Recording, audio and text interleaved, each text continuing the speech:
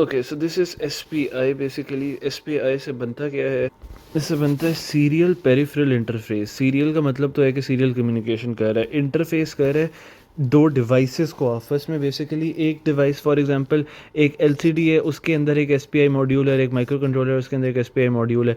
दोनों ने कम्युनिकेट करना है, दोनों में से एक अपने आप को मास्टर डेवलप डिज़ाइन करेगा, दूसरा स्लेव करेगा और फिर उस तरह चलेगा। मास्टर और स्लेव में क्या फ़र्क होते हैं वो भी हम आगे देखते हैं, ठीक है। सो इट इज़ सिंक्रोनस यानी ये क्लॉक पे चलती है। इट इज़ फुल डुप्लेक्स यानी कि दोनों में रिसीव भी हो सकता है और ट्रांसमिट भी हो सकता है साइमल्टेनियसली। हाफ डुप्लेक्स क्या होता है कि या तो रिसीव होगा एक वक्त में या ट्रांसमिट होगा। सीरियल है, पैरेलल नहीं है। फास्ट कम्युनिकेशन है, क्यों? क्योंकि सीरियल है। अगर पैरेलल होता तो वो होता, सॉरी, फॉर शॉर्ट डिस्टेंसेस है। और पिन्स इसकी हैं ये सारी। शॉर्ट डिस्टेंस की आप एग्जांपल इस बात से भी ले सकते हो कि आप एलसीडी और कंप्यूटर को साथ साथ ही रखते हो। ऐसा नहीं होता आपने एलसीडी एक कमरे में रखी हुई, कंप्यूटर दूसरे कमरे में रखा हुआ है, ठीक है। अच्छा, पिन्स इसकी हैं एसडीओ जो कि डाटा आउट करने के लिए होती है, एसडीआई डाटा इन करने के लिए, क्लॉक और चिप इनेबल करने के लिए। अब ये अगर मास्टर और ये स्लेव है तो इसका आउटपुट मतलब ये इनपुट, इसका आउटपुट इसके अंदर इनपुट होगा, ठीक है। S D O S D I के साथ कनेक्ट हो गया, इसका आउटपुट इसके अंदर इनपुट होगा। क्लॉक दोनों की सेम होगी और ई। अब क्लॉक मास्टर देता है हमेशा, और क्लॉक सेम करने का मतलब ये है कि दोनों का जो डाटा हो ना वो एक ही क्लॉक पे रीड हो रहा हो। फॉर एग्जांपल इसकी क्लॉक यूँ चल रही है और फॉर एग्जांपल स्लेव अगर अपनी क्लॉक जनरेट करता है वो यूँ चल रही है, ठीक है। तो डाटा तो क्लॉक के हिसाब से अंदर बाहर होता है ना, वो भी हम आगे देखेंगे भी। तो ये और रेट पे होगा, ये और रेट पे होगा, तो ये रोला हो जाएगा। तो ये दोनों की क्लॉक सिंक होनी चाहिए, ठीक है। और चिप इनेबल, जब तक ये इनेबल नहीं होगा तब तक ये चलेगा नहीं। एग्जाम्पल्स है S P I enable devices such as A D C, DAC और digital to analog converter, E PROM. मतलब इसके अंदर एक ए डी सी के अंदर एक एस पी आई मॉड्यूल होगा और इसके माइक्रो कंट्रोलर के अंदर एक एस पी आई मॉड्यूल होगा, और वो दोनों आपस में कम्युनिकेट कर रहे होंगे, ठीक है। अब अगर हम अपने माइक्रो कंट्रोलर के हिसाब से आए तो हमारे पास ऑल्टरनेटिव पिन नेम्स होते हैं। माइक्रो कंट्रोलर में होता है MOSI, MISO and S clock. Master out slave in, यानी ये मास्टर के लिए आउटपुट है और स्लेव के लिए इनपुट है। इस बात का क्या मतलब है? मॉसी, अब ये मास्टर है ना तो ये आउटपुट है, और ये मॉसी ये स्लेव है तो ये स्लेव की इनपुट है। मास्टर आउट स्लेव इनपुट, तो ये इनपुट है, तो इसकी आउटपुट इसकी इनपुट के साथ कनेक्टेड है। Similarly master input slave output, यानी मास्टर, ये मास्टर है ना तो इसके लिए ये इनपुट है, ठीक है। और ये स्लेव है तो ये इसके लिए आउटपुट है, तो इसकी इनपुट इसकी आउटपुट, वही ऑपोजिट वाला रूल फॉलो है। अब ये mossy master out slave input लिखने की क्या ज़रूरत है जब ये मास्टर है? क्यों? क्योंकि सम केसेस में ना हो सकता है माइक्रो कंट्रोलर लगा हुआ है, ये माइक्रो और ये कंट्रोलर है, और ये फॉर एग्जांपल एडीसी डिवाइस है, ठीक है। अब आपने इसको रखा हुआ तो है कि आपकी ये कम्युनिकेशन हो रही है और ये मास्टर है और ये स्लेव है, ठीक है। लेकिन हो सकता है बीच में इसने कोई डाटा ट्रांसमिट करना हो तो ये मास्टर बन जाए और ये स्लेव बन जाए, तो फिर इसके लिए वो पिन कन्फिग्रेशन चेंज हो जाएगी। फिर हम इनपुट आउटपुट की चेंज करते रहेंगे? नहीं। तो हमने कॉमन पिन बना ली जो कि अगर if this is acting as a master तो ये आउटपुट है, if this was a slave तो ये इनपुट होती, ठीक है। तो ये मौसी मौसी हो गया। और ये S S basically slave select है, यानी जब ये मास्टर है ना तो ये मास्टर से स्लेव की तरफ डायरेक्टेड होती है और ये स्लेव को सिलेक्ट करती है। मतलब अगर ये एस एस ऑफ है, ठीक है, तो इसका मतलब है स्लेव में जो मर्जी कर रहे हो ना ये इसके साथ कनेक्टेड नहीं है और कम्युनिकेशन इन दोनों का नहीं हो रहा, ठीक है। अब एस बी आई पिन्स है हमारे पास पोर्ट एट मेगा में पोर्ट बी की ये 4 5 6 7 पिन्स हैं। 7वीं क्लॉक की है, मीसो है, छठी मास्टर एंड स्लेव आउटपुट, और मॉसी है मास्टर आउटपुट स्लेव इनपुट, और ये स्लेव सिलेक्ट है, ठीक है। बाकी हमारे पास इसमें कुछ भी नहीं है। अच्छा, आर्किटेक्चर में अगर हम देखते हैं तो ये बेसिकली ऐसा आर्किटेक्चर होता है, मैंने अभी बोला है कि सिर्फ मास्टर के पास क्लॉक जनरेशन की फैसिलिटी है और वही क्लॉक बेसिकली कॉपी होगी डेट स्लेव के लिए। अब ये जब क्लॉक मिलती है ना, जब इस रजिस्टर को क्लॉक मिलती है ये लेफ़्ट शिफ्ट करता है और ये डाटा यहाँ से निकल के यहाँ पर आता है, ठीक है, यहाँ से यहाँ जाता है और ये लेफ़्ट शिफ्ट बेसिकली कर रहा होता है, ठीक है। तो ऐसे, सॉरी मैंने उल्टा बना दिया। ये अगर डाटा पड़ा हुआ है ना, इसको क्लॉक मिलेगी और ये यहाँ से डाटा इधर दे देगा, ये डाटा आगे आगे शिफ्ट होता रहेगा और ये बेसिकली घूम के वापस भी आ सकता है अगर आपने वो करना है। घूम के वापस आता है। अब वो कैसे आता है हम इसको आगे देखते हैं, लेकिन हमारे जो माइक्रो कंट्रोलर्स हैं ना, हम उसमें एक चीज़ देखते हैं कि ये एक्सचेंज ऑफ डाटा होता है। फॉर एग्जांपल मेरे मास्टर के शिफ्ट रजिस्टर में 10 पड़ा था और इसमें 40 पड़ा था, तो एट द एंड ना ये वाला जो 10 है वो इधर ट्रांसमिट हो जाएगा और ये 40 घूम के इधर आ जाएगा। ये हम आगे देखेंगे, ठीक है। तो अब हम आगे देखते हैं, अब एस पी आई मोड पे आते हैं। अब जो हमारी क्लॉक है ना यार, एस क्लॉक के आगे 2 पैरामीटर्स हैं, सी पोल और सी फेज़, पोलैरिटी और फेज़। अब पोलैरिटी और फेज़ को ऐसे अंडरस्टैंड कर सकते हो आप कि पोलैरिटी इज़ बेसिकली ना the starting point of clock. वो बताते हैं कि क्लॉक जीरो से स्टार्ट होगी या वन से, यानी जब सी पोल जीरो है तब ये जो मेरी क्लॉक स्टार्ट हो रही है ना, ये जीरो से स्टार्ट हो रही है, जीरो से वन पे जा रही है, फिर जीरो पे आ रही है, वन पे जा रही है, फिर जीरो पे आ रही है। लेकिन अगर सी पोल वन होना तो ये स्टार्ट ही वन से हो रही है, फिर वन से जीरो पे जा रही है, वन से जीरो पे जा रही है, ठीक है। सी पोल तो ये हो गया। अब जो सी फेज़ है ना, वो सी फेज़ आपका बताता है कि मेरा डाटा कब रीड हो रहा है और किस मोमेंट पे चेंज हो रहा है। क्यों? क्योंकि देखो ये लेट से मास्टर है और ये स्लेव है, ठीक है, फॉर एग्जांपल। अब मास्टर ने डाटा रीड करना है और वो स्लेव में कॉपी होना है, राइट, सॉरी, स्लेव ने डाटा रीड करना है और वो मास्टर में कॉपी होना है। तो वो मास्टर में जब कॉपी होगा, कुछ टाइम डिले के साथ कॉपी होगा, तो वो चेंज किस पॉइंट पे जाके होगा, लाइक वन से टू, मतलब अगली बिट कब लेगा, चेंज किस बिट पे हो रही है। तो अब हमने ये चीज़ें स्टडी करनी है। ये सब कुछ फेज़ बताता है। फेज़ कैसे बताता है? अगर तो आपका फेज़ ज़ीरो है, फॉर एग्जांपल ये कॉम्बिनेशन देखो, अब सी पोल ज़ीरो है ना, तो आप ये वाली लाइन देख रहे हो, ठीक है। अब अगर तो सी फेज़ ज़ीरो है तो फिर read on rising edge, changed on falling edge. इस बात का क्या मतलब है? ये इसका राइजिंग एज है ना, ये, ठीक है। तो ये वाली जो लाइन है ये, अब इसके ऊपर जो भी कहो ना, ये स्टेबल है, तो ये इसकी वैल्यू रीड कर लेगा। फॉर एग्जांपल स्लेव ना इसकी वैल्यू रीड कर लेगा और वन कॉपी हो जाएगा एसपीआई की जो स्लेव मॉड्यूल है उसमें, ठीक है। और चेंज ऑन फॉलिंग एज, यानी ये जो फॉलिंग एज है ना, इसके ऊपर डाटा चेंज हो गया, यानी डाटा की बिट चेंज हो गई है, मतलब वन था अब यहाँ से टू आ गया, ठीक है। तो इसमें बेसिकली बात ये हो रही है कि जब रीड कर रहे हो ना, तो ये सेंटर में है, देख रही हो, वन के सेंटर में, तो ये स्टेबल पॉइंट है। फॉर एग्जांपल वन के पास जीरो या वन था, वो कॉपी हुआ और फिर टू पे जाके ना, मतलब फॉलिंग एज पे चेंज हो गया। अब जब वो नेक्स्ट राइजिंग एज पे जाएगा ना फिर से रीड करने, तो टू की स्टेबल फॉर्म होगी, तो फिर टू कॉपी हो जाएगा। फिर वो इस फॉलिंग एज पे जाएगा तो उसको चेंज कर देगा, मतलब यहाँ पे डाटा चेंज हो गया मेरा, ठीक है। फिर अगले राइजिंग एज पे रीड करेगा, उससे अगले राइजिंग एज पे फॉल। ये 0 0 कन्फिगरेशन है, ठीक है। व्हाट विल हैपन अगर आप इसको 0 1 कर दो, ठीक है। तो फेजर पहले क्या कर रहा था? रीडिंग ऑन राइजिंग एज था, चेंज ऑन फॉलिंग एज था। डोंट वरी, ये टेबल गिवन होगा। तो अब वो क्या करेगा? रीड ऑन फॉलिंग एज, मतलब उल्टा कर देगा बेसिकली। मतलब इसका बेसिकली मतलब ये होता है, फेजर ना अगर ज़ीरो है तो वो जो पहली वाली लाइन है ना उस पर रीड करेगा, और अगर फेजर वन है तो फिर दूसरी वाली लाइन पे रीड करेगा, ठीक है। अब देखो, इस सी पोल के लिए पहली लाइन ये है ना, तो ये इस पे रीड कर रहा था जब ये ज़ीरो था, लेकिन इसी के लिए अगर सी फेज़ को वन कर दो, ठीक है, तो अब ये ज़ीरो पहली लाइन को छोड़ के दूसरी लाइन पे रीड करेगा। कैसे? मैं बताता हूँ।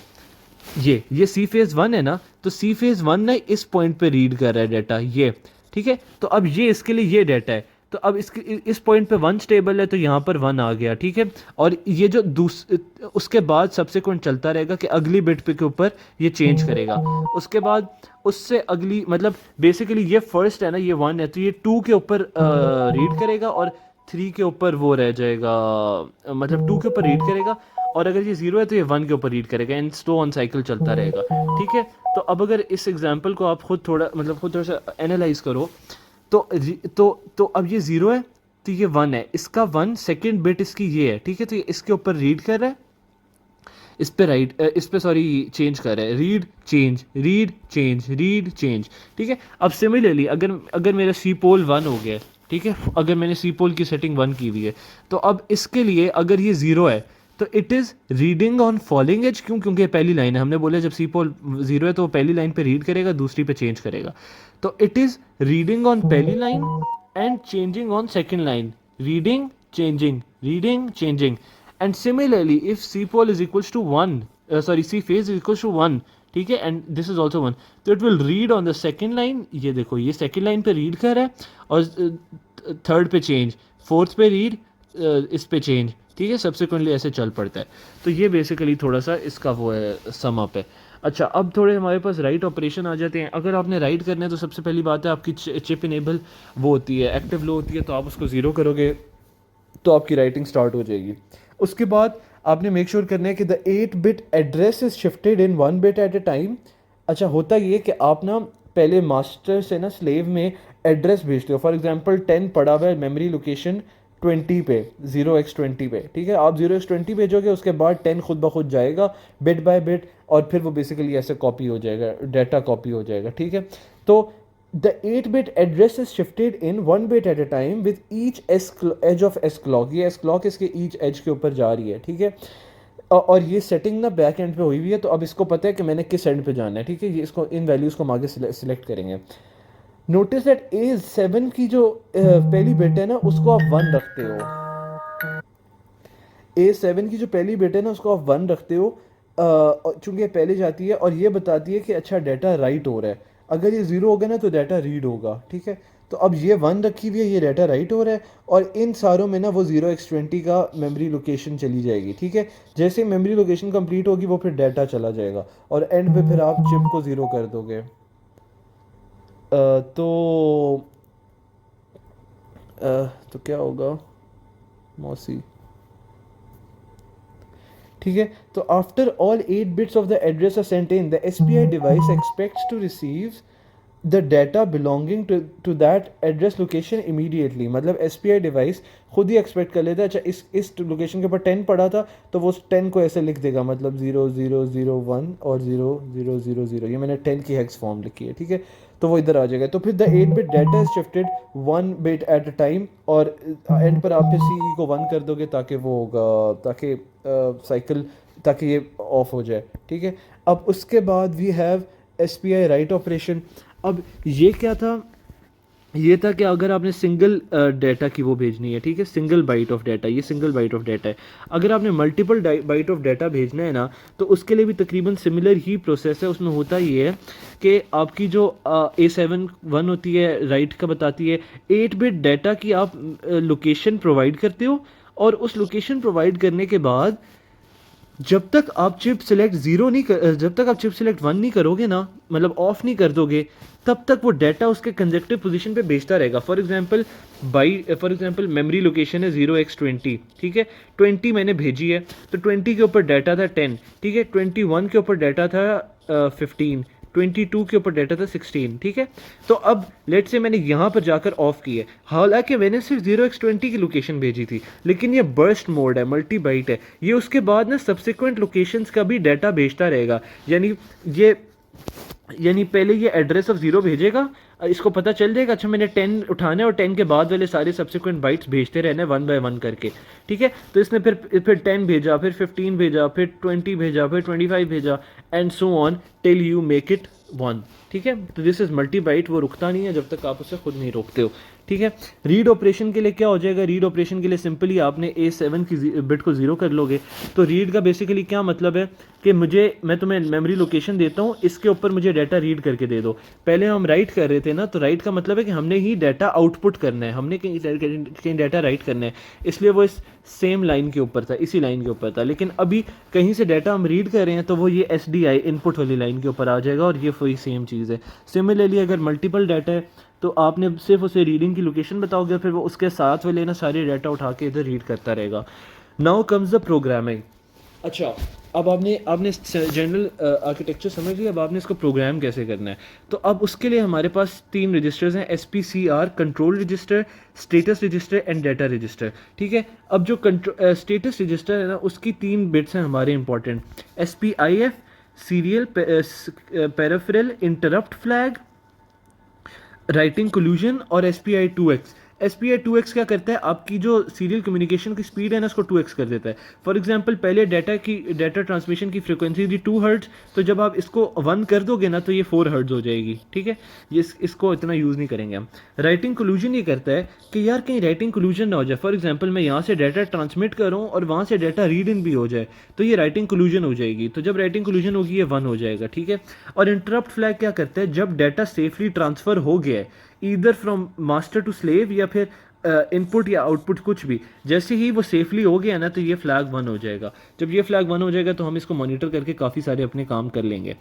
SPCR में क्या है, सबसे पहली बिट है इंटरप्ट इनेबल। अगर आपने इसको एज एन इंटरप्ट यूज़ करना है, यानी कि जैसे ही ये IF फ्लैग 1 हो तो इंटरप्ट चली जाए, अगर आपने इसको ऐसे यूज़ करना है तो आप इसको 1 करोगे, ठीक है। लेकिन अभी आप 0 ही रखते हो, अगले आप देखोगे, क्योंकि आप इसको वैसे नहीं यूज़ कर रहे हो। SPE इनेबल आपने हर सूरत में करना है, वरना आपकी सीरियल कम्युनिकेशन सीरियल पेरिफेरल ये नहीं होगी। SPI हमेशा आपका 1 होगा। ये ऑर्डर बताता है। अभी हमने बात की थी ना ऊपर के डाटा बेसिकली यूं जा रहा है कि A7 सबसे पहले ट्रांसफ़र होती है, फिर A6, और मतलब डाटा यूं जा रहा है, मतलब D7 सबसे पहले, A7 A6 A5 A4, मतलब डाटा यूं ट्रांसमिट हो रहा है। A7 सबसे पहले, उसके बाद यूं, उसके बाद ये, उसके बाद ये, उसके बाद ये, उसके बाद ये, उसके बाद ये, उसके बाद ये, उसके बाद ये, ठीक है। तो अब जो डी ऑर्डर है ना वो बेसिकली बताता है कि आपने लेफ़्ट से लेके जाना है या राइट से लेके जाना है, डाटा का ऑर्डर क्या रखना है। अगर आपने सेट कर दिया इसे, मतलब अगर आपने डी ऑर्डर को 1 किया हुआ है तो ये LSB होगा, यानी LSB जो लेफ़्ट मोस्ट है ना वो सबसे पहले ट्रांसमिट होगी, और अगर आपने इसको 0 किया हुआ है तो RSB होगा, यानी राइट वाली जो है ना वो सबसे पहले, राइट नहीं sorry MSB least most significant bit सबसे पहले जाएगी, यानी कि मोस्ट सिग्निफिकेंट बिट ये वाली होती है ना। तो अगर ये 0 है ना तो 0 में नॉर्मली यूं डाटा कम्युनिकेशन होगा जैसे हम देख रहे थे, लेकिन अगर आपने इसको 1 किया हुआ है तो लीस्ट सिग्निफिकेंट बिट ये वाली होती है, तो उसमें यूं डाटा जाएगा, ठीक है। उसके बाद अगली है हमारे पास मास्टर, MSTR। जब आपने इसको एज अपने फॉर एग्जांपल माइक्रो कंट्रोलर में आप इसकी सेटिंग कर रहे हो, और जब आप अपने माइक्रो कंट्रोलर के SPI मॉड्यूल को एज अ मास्टर यूज़ करना चाहते हो तो आप इसको 1 करते हो, एज अ स्लेव यूज़ करना चाहते हो तो 0 रखते हो। सी पोल, सी फेज़, अब अगेन ये वही वाली है जो हमने ऊपर चीज़ें पढ़ी हैं। आप इसको 0 या 1 रख सकते हो, इसको 0 या 1 रख सकते हो, वो जैसे जैसे रखोगे वो चीज़ें चेंज होगी जो हम ऊपर स्टडी करके आए हैं। और SPR1 और SPR0, अब बेसिकली SPR1 और SPR0 हमने बोला एस क्लॉक एक चीज़ होती है, ठीक है। अब एस क्लॉक भाई साहब किस स्पीड से ट्रांसफ़र कर रहे हैं हमें तो नहीं पता, उसकी क्लॉक की फ्रीक्वेंसी क्या है, तो वो आप सेट करते हो एस क्लॉक से। और ये क्लॉक करने की ज़रूरत क्या है, क्योंकि जो माइक्रो कंट्रोलर की अपनी स्पीड होती है बहुत बहुत तेज़ होती है, हमें उसको थोड़ा सा डाउन स्केल करना पड़ता है। अब ये इसकी 3 बिट्स होती हैं, 2x 1 0, हम फिलहाल सिर्फ 1 और 0 को देख रहे हैं, 2x को रहने दें। 2x ये वही वाली है जो मैंने आपको ऊपर बताई नहीं है, आप इसको 1 कर दोगी तो जो भी स्पीड है ना वो मल्टीप्लाई बाय 2 हो जाएगी, ठीक है। अभी 2 मिनट के लिए इसको ना भूल जाओ, अभी सिर्फ ये वाले केसेस कंसिडर करो, ये वाले, ठीक है।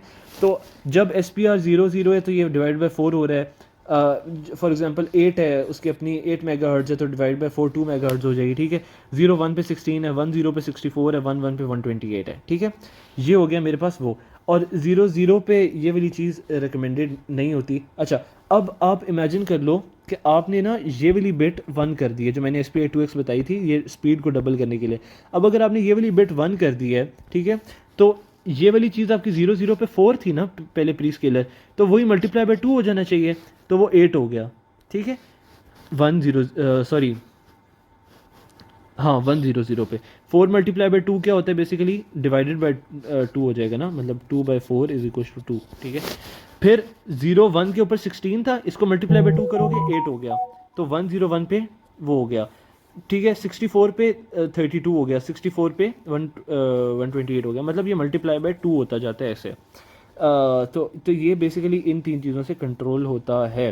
अभी बस हमारा एक आखिरी चीज़ रह गई है, वो है कंट्रोल रजिस्टर। कंट्रोल रजिस्टर में अच्छा नहीं, हमने कंट्रोल रजिस्टर कर लिया ना, यही सारी बातें जो मैंने आपको बताई हैं वो उसमें ऊपर लिखी हुई हैं। और एंड पे स्टेटस रजिस्टर है, ये स्टेटस रजिस्टर का लिखा हुआ है।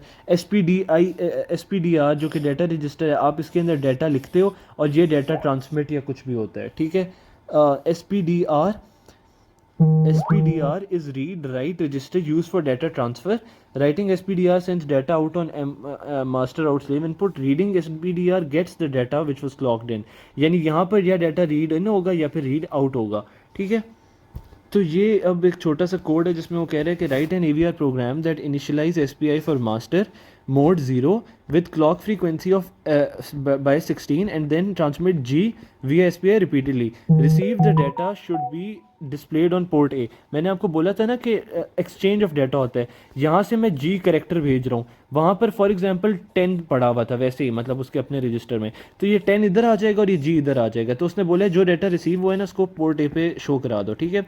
तो अब उसके लिए ना ये बेसिकली आपने उसने आपको ये वाला रजिस्टर बना के दे दिया, और हम ना यहाँ पे ये ना ये यहाँ तक सेम है, मतलब ये स्लाइड वही स्लाइड ही है, ये और ये, इसको डिसरिगार्ड कर दो, ये ट्रांसमिट के बाद ना बेशक इस लाइन पे आ जाओ, ठीक है। तो हम इसको वर्ड बाय वर्ड देखते हैं। उसने क्या किया, सबसे पहले आउटपुट करना था DDRA में, ठीक है, जो कि हमें वहाँ से रिपीट होगा, तो उसने उसको वो कर दिया।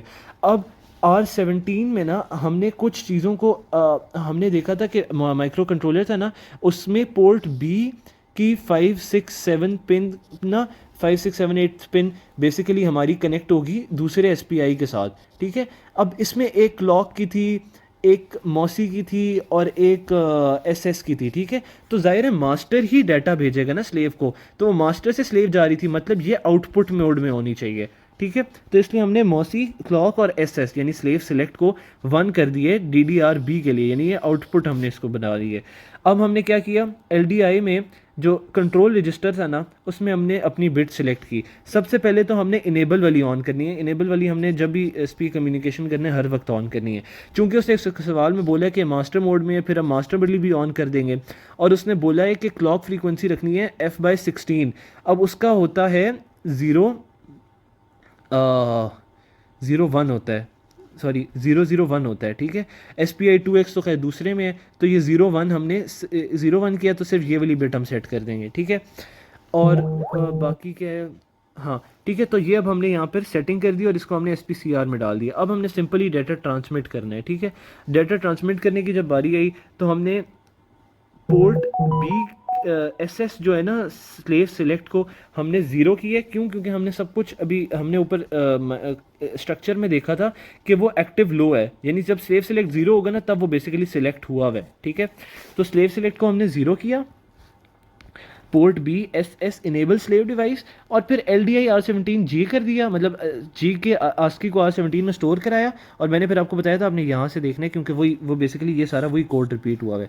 और वो हमने SPDR में आउटपुट कर दिया।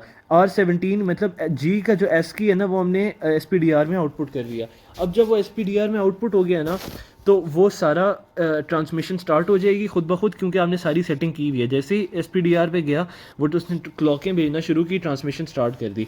अब हम थोड़ी देर वेट करेंगे कि यार सारी क्लॉक चली जाए, मेरा डाटा ट्रांसफ़र हो जाए, तब फिर मैं नेक्स्ट टाइम दोबारा इसको कॉल करूँ कि दोबारा G भेजो, क्योंकि हमने रिपीटेडली करना है। तो वेट वाला अब हमने लगाया। अब ये कह रहे हैं कि स्किप बिट इफ़ सेट, क्या SPIF इंटरप्ट फ्लैग। मैंने आपको बताया था इंटरप्ट फ्लैग जो कि स्टेटस रजिस्टर में है, वो कब 1 होगा? जब डाटा कंप्लीटली ट्रांसमिट हो गया। तो जब डाटा ट्रांसमिट हो गया तब ये वेट को कॉल नहीं करेगा, जब तक नहीं हुआ तब तक ये वेट के ऊपर जाता रहेगा और ये डाटा यहीं पे स्टक रहेगा। अच्छा, अब डाटा ट्रांसफ़र हो गया तो अब हमने बोला था कि उसके पास जो डाटा है वो भी तो हमने रीड इन करना है ना। तो उसके पास जो डाटा है ना उसको हमने, वो हमारे पास खुद ही SPDR में आ जाता है। हमने सारी ये बात की है कि ये मेरा मास्टर है और ये मेरा स्लेव है, इसका डाटा इसमें चला जाएगा, इसका डाटा इसमें चला जाएगा। तो जब सारी कम्युनिकेशन हो गई है इसका मतलब इसका डाटा इसमें चला गया और इसका डाटा इसमें आ गया। तो आफ्टर कम्युनिकेशन जो इसमें डाटा है ना वो अब इसका दिया हुआ है, तो अब हमने उसको पोर्ट A पे शो कराना है। तो हमने पहले तो उसको R18 पे इनपुट कर लिया और फिर हमने उसको पोर्ट A पे आउटपुट कर लिया, ठीक है। उसके बाद हमने SBI मतलब पोर्ट स्लेव सेलेक्ट को ना 1 कर दिया ताकि वो डिसेबल हो जाए। और फिर हमने आज जब ट्रांसमिट पे दोबारा कर दिया, क्योंकि हमने यही लूप बार बार चलाते रहना है। अब जो इसका आखिरी चीज़ है ना, यही कोड है सारा उसमें लिया हुआ है C में।